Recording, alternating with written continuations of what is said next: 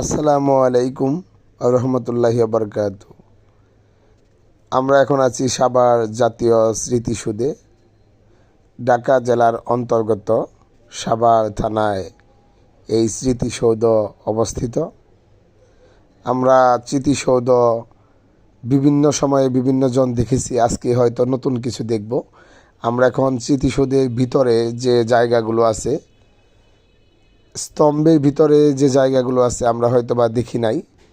যারা দেখি নাই তারা আজকে দেখব।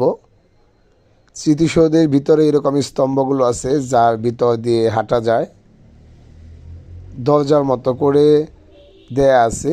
এই দরজার ভিতর দিয়ে প্রত্যেকটি স্তম্ভে যাওয়া যায়, একটি স্তম্ভ থেকে আরেকটি স্তম্ভে। এই স্তম্ভগুলো সুন্দরভাবে দাঁড়িয়ে আছে, কিন্তু তাদের ভিতর দিয়েও চলাচলের ব্যবস্থা আছে। জনসাধারণ এটার ভিতর দিয়ে চলাচল করতে পারে। আগে হয়তো বা দেখা হয়নি, যাদের তারা নতুন করে বিষয়টা দেখবেন।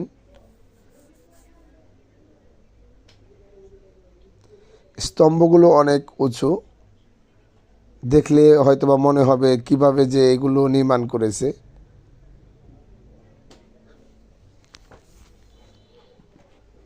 না দেখলে বোঝা যায় না, এটি একটি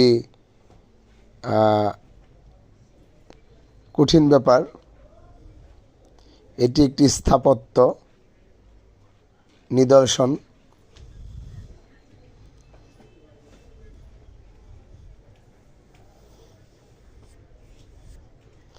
বাংলাদেশের কতগুলো মেমোরেবল জিনিসের মধ্যে স্মৃতিসৌধ অন্যতম।